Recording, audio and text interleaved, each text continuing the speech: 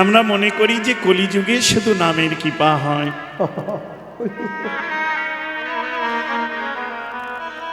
কিন্তু শাস্ত্রে তা দর্শন করিয়ে গেছেন সর্বযুগে নামের কৃপা আছে, কিন্তু যুগে যুগে ভজন সাধনের পরিবর্তন হয়েছে। সত্যে ধ্যায়তে বিষ্ণু, সত্যযুগের পরমায়ু অনেক 10,000 বছর, তাই তারা ধ্যান করে ভগবানের চরণ সান্নিধ্যে। কিন্তু সত্য যুগেও নামের কৃপা আছে। হিরণ্যকশিপুরের পুত্র প্রহ্লাদ মা কয়াদু নাম শ্রবণ করে দেবর্ষি নারদের কাছ থেকে নাম শ্রবণ করে যখন আশ্রয় দিলেন, প্রহ্লাদ সেই নাম গ্রহণ করে গর্ব হতে তিনি অনুরাগী ভক্ত হয়ে জগতে নেমে এলেন। এমন ভক্ত জীবনং কৃষ্ণ ভজনং যশ, বারবার বলছি রাধে রাধে, মিলিয়ে নাও মা। আর কোনোদিন দেখা হবে কি জানি না। কীর্তন অন্য কিছু নয়, কীর্তন হই হুল্লোর নৃত্য নয় মা। কীর্তন হলো ভগবানের সেবা,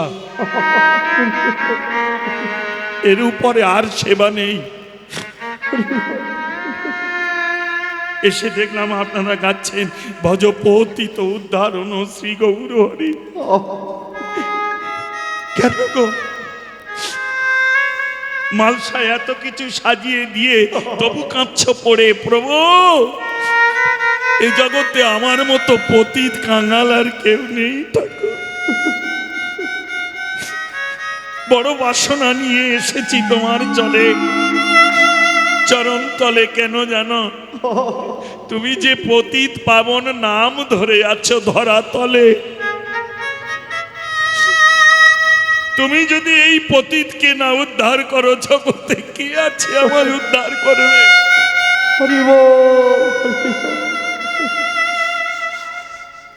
রাধে।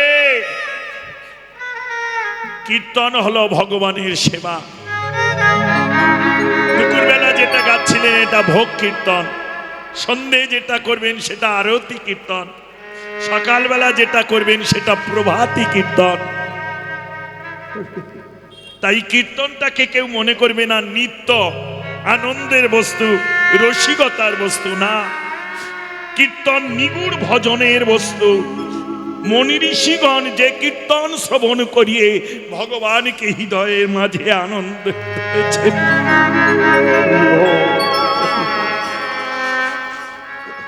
তবে কীর্তন তখনই আস্বাদন হবে মা, জীবাত্মা পরমাত্মাকে যদি কর্ষণ না করে তাহলে আস্বাদন।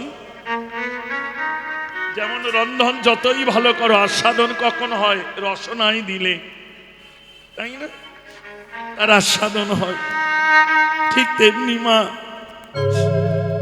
যখন নাম লীলা অন্তর্হিত না হবে ততক্ষণের আস্বাদন হবে না বাবা।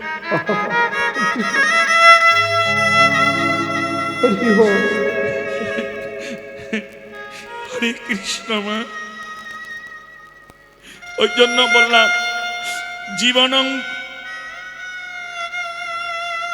জীবনং কৃষ্ণ ভজনং যশ। এই জীবনটাই তো আছে কেবল গোবিন্দ সেবার জন্যই মা।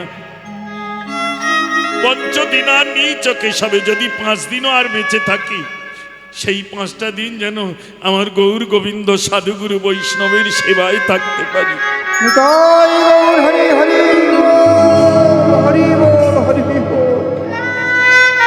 আর কিছু না। ব্রহ্মার বলে বলিয়ান হয়ে হিরণ্যকশিপুর দেব রাজত্ব বারবার আক্রমণ করে। দেবতারা দেবত্ব ছেড়ে মনে ঋষি জঙ্গলে গিয়ে লুকিয়ে পড়ে। যার ভয়ে দেবতারা ভীত হয়ে পালায়, সেই একদিন ভয় পেয়ে নির্জনে বসে কাঁদছে। তবে সাবধান, একটা কথা না বললে নয়। বসে যাও বাবা। যে কান্না কেউ না দেখে সে কান্না আমার গোবিন্দের ভক্ত দেখে, গোবিন্দ দেখে। হিরণ্যকশিপুর কাছে দৈত্যকুল সবাই ঘুমিয়ে আছে। জানতে পারলো, দেখতে পেল বা শুনতে পেল কে জানো? একমাত্র কয়াদু। কারণ সহধর্মিনী দ্বারে এসে দাঁড়িয়ে বলল, কে গো তুমি এমন করে কাঁদছো? এই দৈত্যদের ভয়ে দেবতারা দেবরাজ্য ত্যাগ করে পালায়, আর সেই দৈত্যকুলে জন্মে কে কাঁদো তুমি? দ্বার খুলে দেখো, এসো তো বাইরে দেখি আমি কে তুমি। হিরণ্যকশিপুর দ্বার খুলে এসে দাঁড়ালো। কয়াদু জিজ্ঞাসা করলো, আচ্ছা স্বামী তুমি কাঁদো কেন? তুমি না ব্রহ্মার বলে বলিয়ান, দিনে রাতে কত কিছু চেয়েছো তুমি মরণকে বাধা দেবে বলে।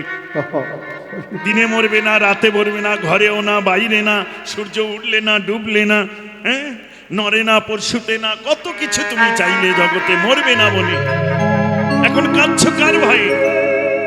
এ জগতে জীব কাঁদে তো মৃত্যু ভয়ে।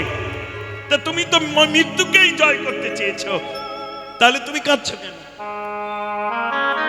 কয়াদু, সেদিন অহংকার বশত ব্রহ্মার বলে বলিয়ান হয়ে নিজেকে অনেক ভেবেছিলাম, কিন্তু এখন দেখি মনে ভেবে সেই চরণ বিনে যে জগতে আমার উদ্ধার নেই গো।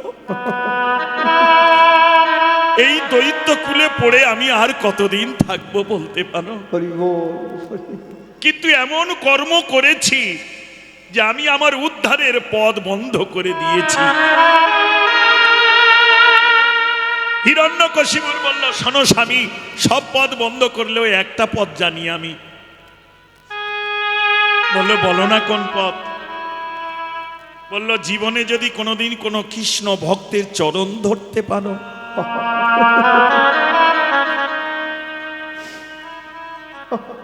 সেই পারে দেখালেও দেখাতে, আর কোনো পথ আমার জানা নেই। কারণ ব্রহ্মার বলে দিনে রাতে, হ্যাঁ, কত কি চেয়েছ, মৃত্যু তোমায়, তবে ওই একমাত্র যদি তাকে দেখতে বাসনা জাগে, তার দর্শনের লালসা যদি জাগে, তাহলে কোনো কৃষ্ণ ভক্তের। হিরণ্যকশিপুর বলল, ভক্ত চরণ ধরো। হিরণ্যকশিপুর বলল, ভক্ত চিনব কি করে? কয়াদু বলল, চরণ ধরো। কিন্তু হিরণ্যকশিপুর তো কোনোদিন ভক্ত সঙ্গ করেনি। লক্ষ্য করো মা, ওই জন্য বলে না, ভক্ত সঙ্গ করো, দিনে দিনে বৃদ্ধি হবে। সঙ্গের প্রভাবেও মূর্খ ইংরাজি ওয়ার্ড ব্যবহার করে, দেখবে মা, তাই না? আমি মূর্খ, যদি শিক্ষিতের সঙ্গ করি, দেখবেন কথায় কথায় প্লিজ, ওয়ান গড, প্রমিস বলে বসি। কেন? সঙ্গের প্রভাব। ঠিক তেমনি মা, সঙ্গ, তবে সেই সঙ্গটা জেনে নিয়েই করতে হবে। যেমন সঙ্গ করবে তেমন প্রভাব তোমার ভিতরে। অনেক বাবা মা আছে, ছেলে মেয়ে সব সঙ্গে যেতে দেয় না। ওরা খারাপ ছেলে, ওদের সঙ্গে যাবি না বাবা, মিশিস না। জয় শ্রী রাধে। বলল, শোনো, 3 প্রকার ভক্ত আছে। রাধে রাধে মা, মিলিয়ে নাও। উত্তম ভক্ত, মধ্যম ভক্ত, আর 3টে স্তরের ভক্ত আছে। সেই ভক্তর কাছে না যাওয়া পর্যন্ত তার চরণ যে তুমি দর্শন পাবে না। রাজত্বের ঢেড়ি পিটে দিল। আজ থেকে বিষ্ণুর নাম বন্ধ, নাম করতে হলে আমার করো। আমি তোমাদের অন্নদাতা, আমি রাজা, আমি রক্ষা করব। হালকা রসের ভক্ত যারা মনে করলো যে দেশে বাস করি সেই রাজার সঙ্গে কেন দ্বন্দ্ব করি, জলে বাস করে কুমিরের সঙ্গে তো বিবাদ ভালো না, তাই তারা নাম ছেড়ে দিল, রাজার পক্ষ নিল। কিন্তু মধ্যম ভক্ত যারা, তারা ভাবলো বাস করছি তা কি হয়েছে, লুকিয়ে নাম করব। হরি বল।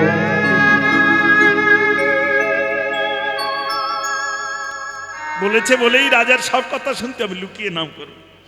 রাজা সন্ধান করে করে তাদের ধরল, তারা নাম ছেড়ে দিল কিন্তু প্রাণ ছাড়লো না। কয়াদুর কাছে জানতে চাইলো এরাই কি উত্তম ভক্ত, বলল না, এরা মধ্যম ভক্ত। প্রথমে যারা নাম ছেড়ে তোমার সঙ্গ নিয়েছে ওরা নিকৃষ্ট ভক্ত, মানে নিচু।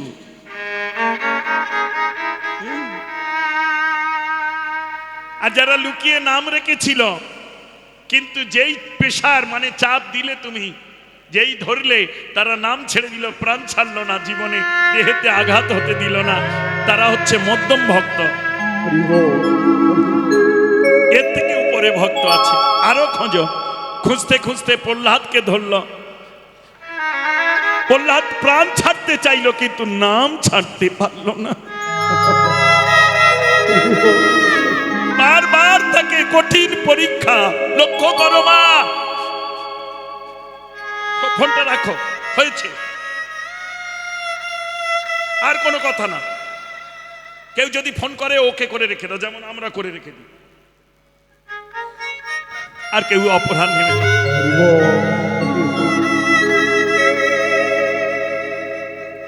বাড়ি তোদেরই, সুন্দরবনের ছেলে আমি। এই ক্যানিং দক্ষিণ 24 পরগনায়, এখন থাকি বৃন্দাবনে গিয়ে রাধাকুণ্ডে বেশিরভাগ পড়ে। আগে থাকতাম নবদ্বীপে, ওই জন্য আগে গেরুয়া বসন ছিল, এখন শ্বেত বসন। কারণ আগে এখানে ভজনে ছিলাম ব্রহ্মচর্য, এবারে গিয়ে ওখানে রাধা কৃষ্ণ জীবন, ওসব বলতে নেই, ভজন কথা তো। জয় শ্রী রাধে, জয় শ্রী রাধে, হরে কৃষ্ণ মিলিয়ে নেই মা। কয়াদু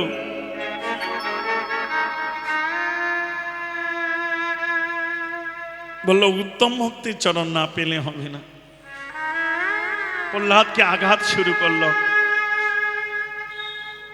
আমরা একটুখানি নাম করি কি না করি, কিছু কষ্ট পেলে তার কাছে ছুটে এসে বলি, ঠাকুর তোমার নাম করিয়ে তুমি এত কষ্ট দাও, তুমি এই করলে। কিন্তু ফল বুঝে না। এ জীবনে যারাই তাকে আশ্রয় করেছে তারাই যে দুঃখের সাগরে, কোন দুঃখ, এই মায়ার দুঃখের সাগরের আঘাত পেয়েছে মা।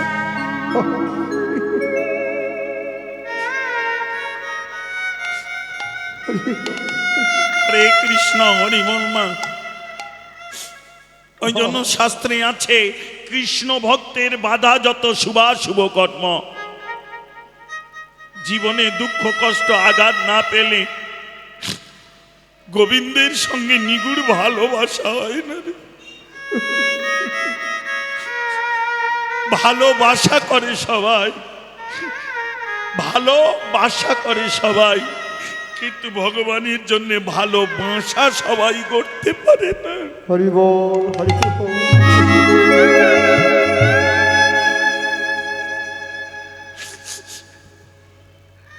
ভালোবাসা যদি কেউ একবার হৃদয়ে গড়ে নেই, সেই ভাষা ছেড়ে যে গোবিন্দ আর যেতে পারে না।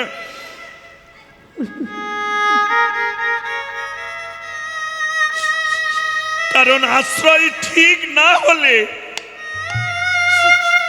বিষয়কে ধরে রাখা এত সোজা নয় গো। হরি বল। রাধে রাধে মা। আমরা অনেকে তার পাই, সাধুগুরু বৈষ্ণবের কি পায় তাকে পেয়ে থাকি, কিন্তু ধরে রাখতে পারি না। জয় রাধে।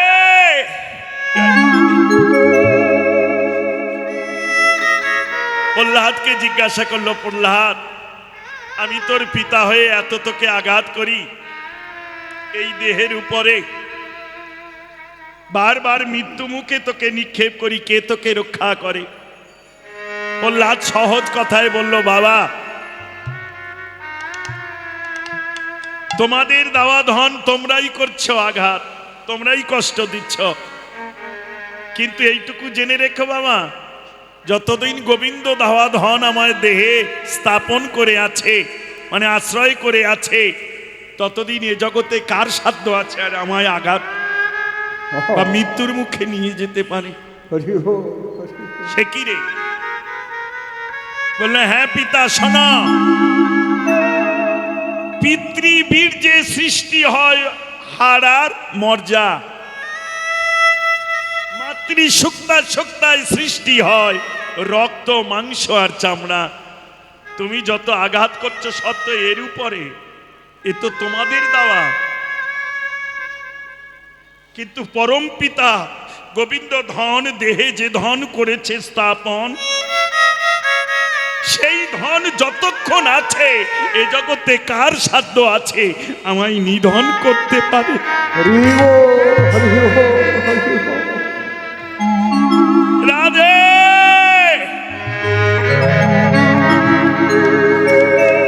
রাধে রাধে। যে শাস্ত্র মেনে চলে সে দেবত্ব কুলে যায়, যে শাস্ত্র অবমাননা করে চলে সে দৈত্য কুলে যায়। এসেছ ভবে যেতে হবে, এটুকু স্মরণ রেখো। এবার তুমি ঠিক করো তুমি কোন কুলে যাবে। সব তার উপরে বিচার দিলে হবে না। ভগবান সমস্ত কিছু তোমায় দিয়ে পাঠিয়েছে, নিয়ে এসেছো ভাগ্য, আর নিয়ে কি যাবে? কর্ম। এ জীবনে যে যেমন কর্ম করবে তাকে সেই কুলে সেই পাপে জ্বলতে হবে মা, কেউ রোধ করতে পারবে না। হরি বল, হরি বল। ত্রেতা যুগে বিনা অপরাধে বালিকে বধ করেছিলেন প্রভু রামচন্দ্র। সেই কর্মের অপরাধে দাপর যুগে বালিপুত্র অঙ্গদ ব্যাধ হয়ে তীর বিদ্ধ করে কৃষ্ণকে বধ করেছিলেন। যখন পড়ে খাচ্ছে জরাসন্ধ ব্যাধ, যেই পড়ে খাচ্ছে, প্রভু এ আমি কি করলাম, আপনার চরণটাকে আমি অন্য কিছু ভেবে তীর বিদ্ধ, আমি কত মহাপাপ। বলল না, কৃষ্ণ তখনই দেখালো ত্রেতা যুগে সেই লীলা। তুমি সেই বালিপুত্র অঙ্গদ, মনে করো সেদিন প্রতিজ্ঞা করেছিলে, তখন এই আমি সেই অঙ্গদ। বললো হ্যাঁ, ব্যাধ হয়ে এসেছি। হ্যাঁ, তাহলে প্রভু তাই যদি হবে, তুমি তো ভগবান, এই কর্মটাকে, বলল ভগবানেরও সাধ্য নেই কারো কর্ম খণ্ডাতে পারে। হরি বল। যে যেমন কর্ম করবে ধরা তলে তাকে তেমন ভোগ করতে হবে, এ তো আমার হাতেও নেই রে। হরি বল, হরি বল। তাই দাপর যুগে এখন আমার কর্ম কি? পঞ্চ পাণ্ডবদের সংবাদ দাও, দ্বারকাদি যারা আছে সংবাদ দিয়ে জানিয়ে দাও আমার সময় হয়ে গেছে। তাই না? কাষ্ঠ একত্র করে দগ্ধ মানে দাহ করেছিলেন। কৃষ্ণের সব দেহটা পুড়ে গেছিল, কিন্তু হৃৎপিণ্ডটা পুড়েনি। সেইটা কাষ্ঠের গায়ে বেঁধে ওই ভাসিয়ে দিয়েছিলেন। ভাসতে ভাসতে এসেছিল ইন্দ্রদুম্ন পত্নীর। যাক, রাজা প্রতাপরুদ্ধের সব অনেক জীবনী স্বপ্নাদেশ করলেন, আমি কষ্ট রূপে এসেছি তীরে, আমায় নিয়ে এক মূর্তি গড়, তোমার কাছেই আমি থাকবো। কলিযুগের মহাপ্রভু অপেক্ষা শ্রেষ্ঠকে জগন্নাথ।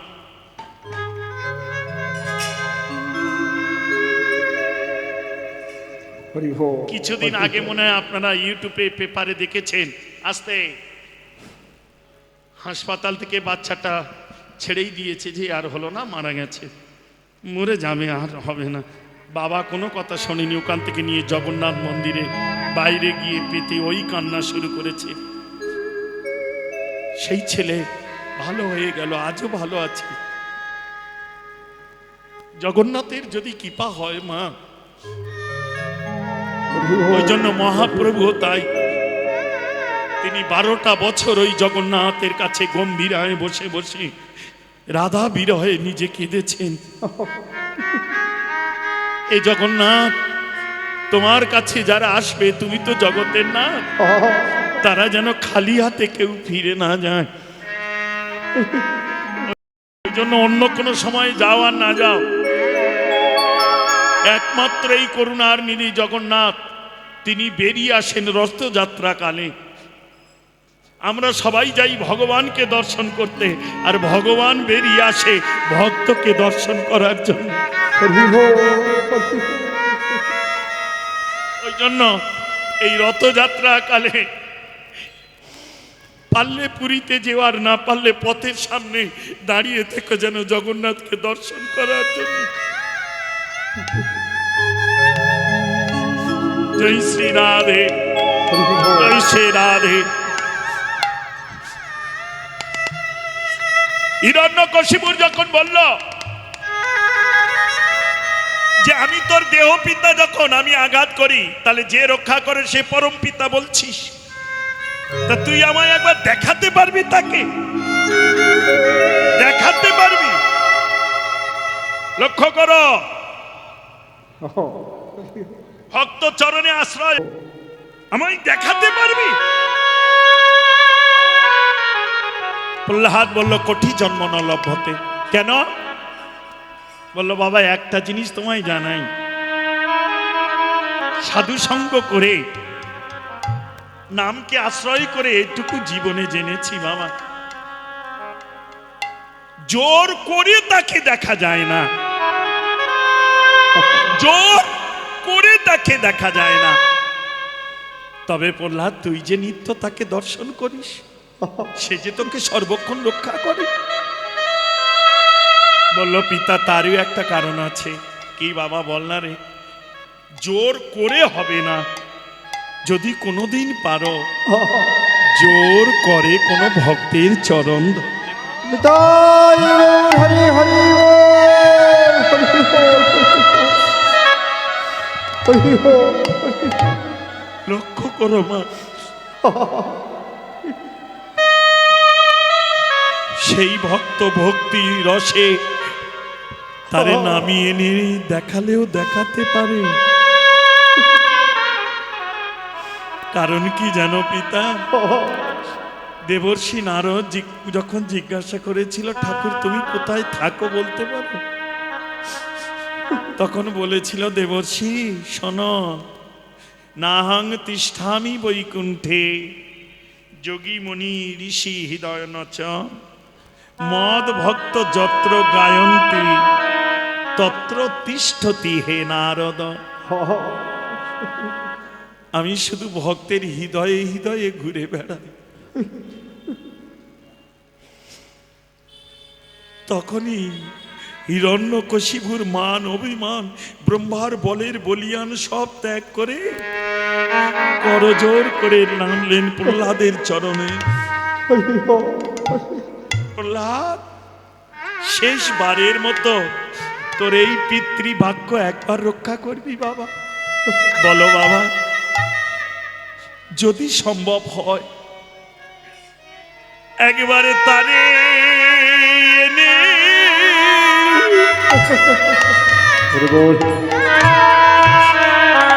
আমায় দেখা।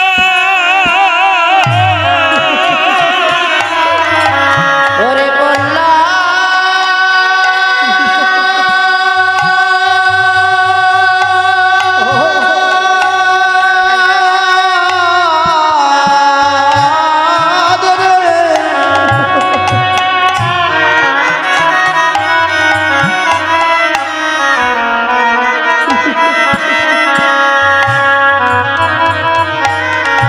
একেবারে তারে রে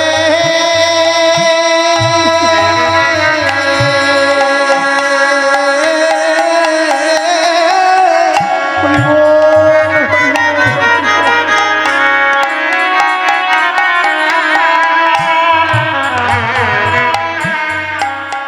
তুই আমার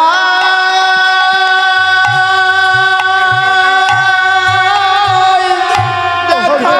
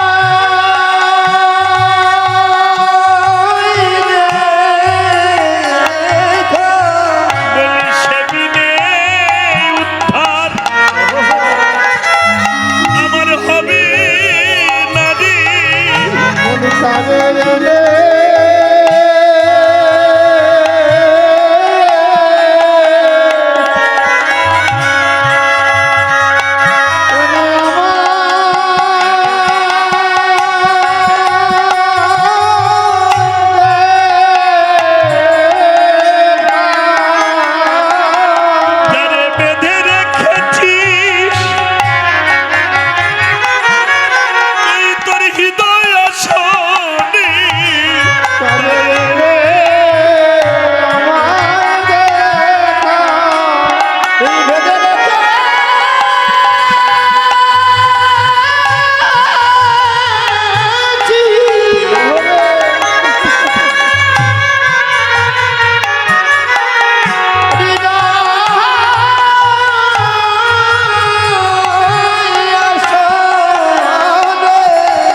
আমি আশ্রয় নিলাম তোর চরণ তলে।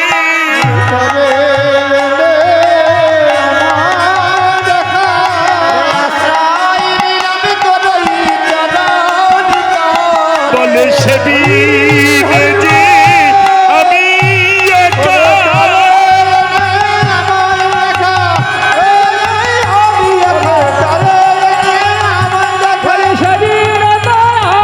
একা,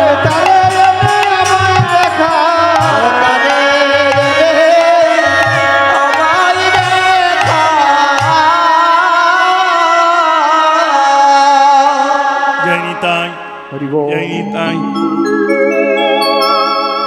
তারপরে লীলা তো আপনারা জানেন, তাই না? এইটুকু শুনে কি পেলে বলো তোমা?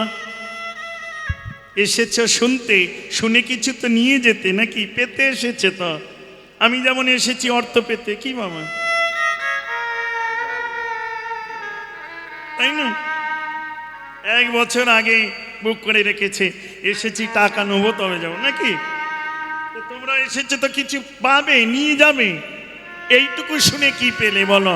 দেখবো, খুব নিজের করে জিজ্ঞাসা করছি। তোমরা আমার মা না হলেও তো মাসি, কারণ এই সুন্দরবনেই আমার জন্ম। সুন্দরবনে জন্ম হলে মন যদি ঠিক হয়ে যায়, কখন দেখবে যে হৃদয় মাঝে বৃন্দাবন, তুমি নিজেই বুঝতে। হরি বল। কারণ শাস্ত্রে আছে, জন্ম হোক যথা তথা, কর্ম হোক। কেন বলতে পারলো না জন্ম হোক যথা তথা, দেখতে হোক ভালো? তাহলে কর্ম ভালো কেন বললো? কর্মই হচ্ছে ধর্ম। কর্মের মধ্যে দুটো ভাগ, একটা সৎকর্ম, একটা অসৎকর্ম। রাধে রাধে হরি বল। রাধে রাধে। যে যেমন কর্ম করবে তার ফল তেমনই ভুগতে হবে। হরে কৃষ্ণ বড়াই। হরি বল। হরি বল। হরি বল। রাধে রাধে। এই তো ওখানে রাখুন, ওখানে রেখে, হ্যাঁ বাস। রাধে রাধে। বসে পড়ো মা, ওইখানে বসে পড়ো, বেশি দেরি করো না। ওটা ওখানে বসে বসে প্যাকেটে ঢোকাবে। ও মা, হ্যাঁ হ্যাঁ, আমার মা তোর পিছনে অনেকে লাইনে আছে। হরি বল। হ্যাঁ মা, বসে পড় মা। জয় রাধে জয় রাধে জয় রাধে রে মা। কি পেলে?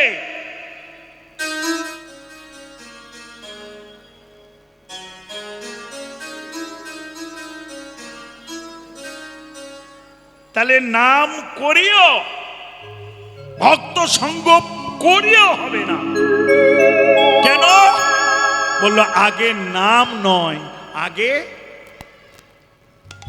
তাহলে আছি কোথায়? তুমি যে বলছো আছি কোথায়? প্রত্যেকে আছি মান অভিমান অহংকার আভিজাত্য নিয়ে। কেউ রূপবান, কেউ অর্থবান, কেউ বিদ্যানমান, তাই না? এক এক মান অহংকারে আমরা সবাই মেতে আছি। এই অহংকার অভিমাঞ্চ বসে নাম করলেও যে নামের কৃপা হবে না গো। তাই মহাপ্রভু তিনি জগতে নেমে এসে অগণিত জীবের দ্বারে দ্বারে চরণ ধরে ধরে সেদে সেদে জানাচ্ছে, আগে নাম, আগে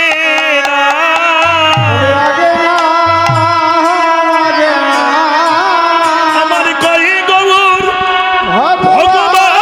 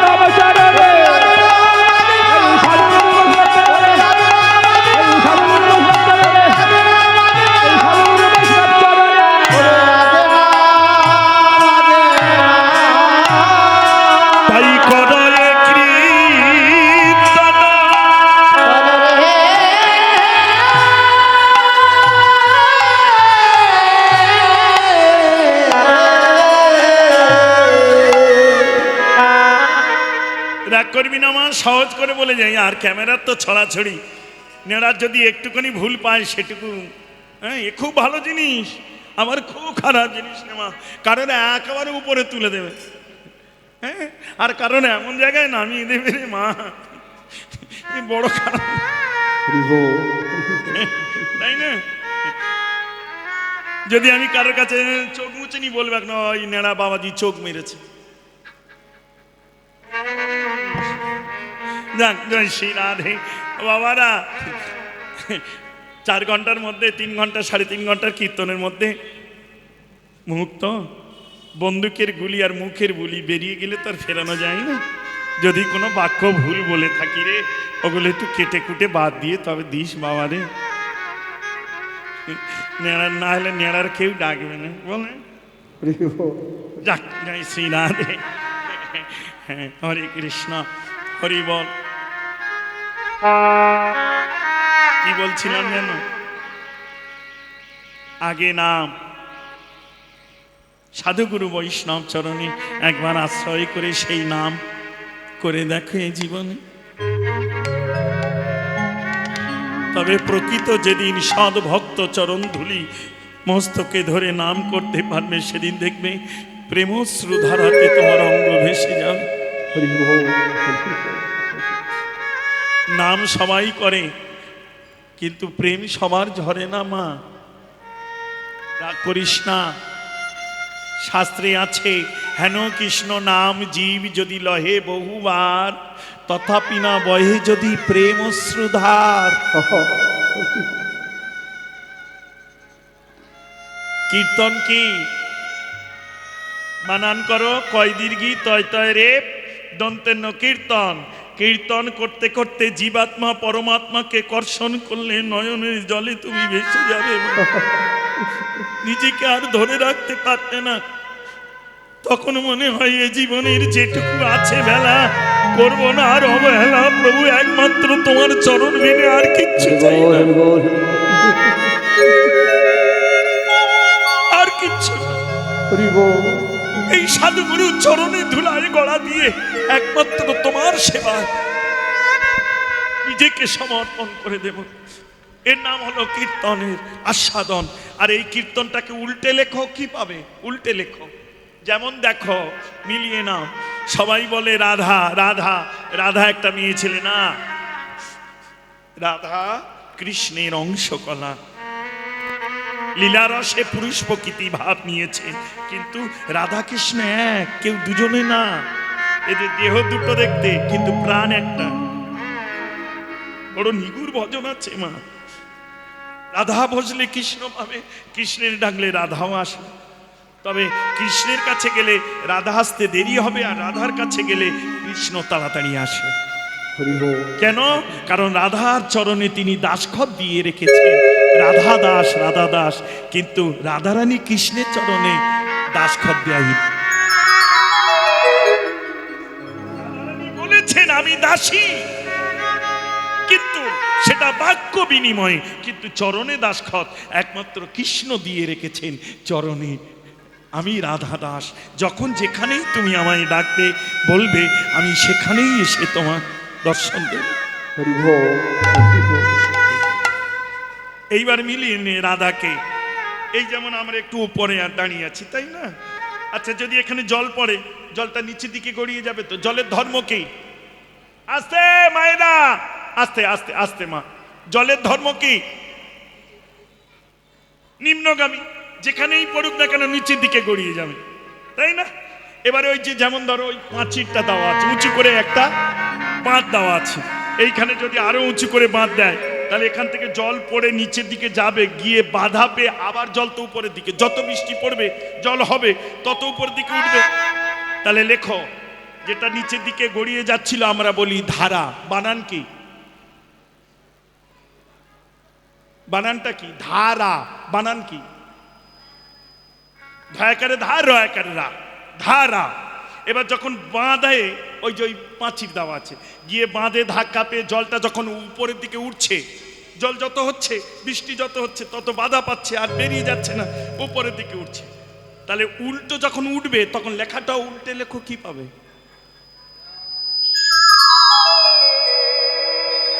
বাধাকে ভজন ঘরে জেনে নাও, ব্রহ্ম হতে নিম্নগামী তারে বলে কাম। এটা সবার বইছে, শুধু তোমাদের আছে আমার বইছে তা নয়। একটা পক্ষীর দেহে যে কাম আছে, একটা সর্পের দেহে যে কাম আছে, সে কাম আমার দেহে আছে। সেটা ব্রহ্ম হতে নিম্নগামী তারে বলে কাম। নিচের দিকে যাচ্ছে ধারা, নিচের দিকে বইছে কাম। বাঁধ দিতে হবে তো, বাঁধ দেবে কে? সদ্গুরু মিস্ত্রি ধরে ভজন ঘরে বাধা দিলে এই কামরূপী রস গিয়ে বাধা পেয়ে যদি ঊর্ধ্বগামী হয়ে আবার ফেরে, লক্ষ্য করো। ও বড় মুশকিল তালমা। হ্যাঁ,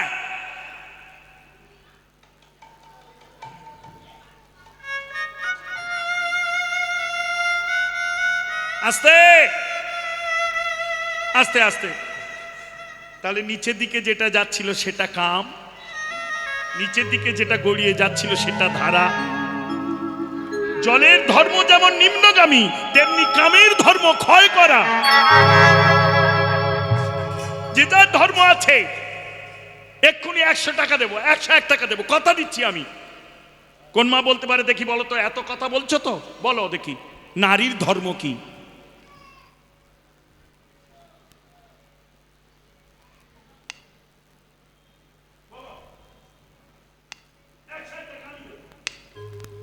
তোমরা মনে করো না যে দেবব্রত তুমি বলো তোমার টাকা দিয়ে এনেছি, তোমার আমি টাকা দেবো, তুমি বলো নারী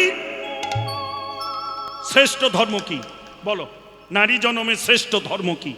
যে মা বলতে পারবে 101 টাকা। কথা বলে না, কি হলো? জানে না। মামি রে, সেই ঠেলে ঠেলে গেছি স্বামী না।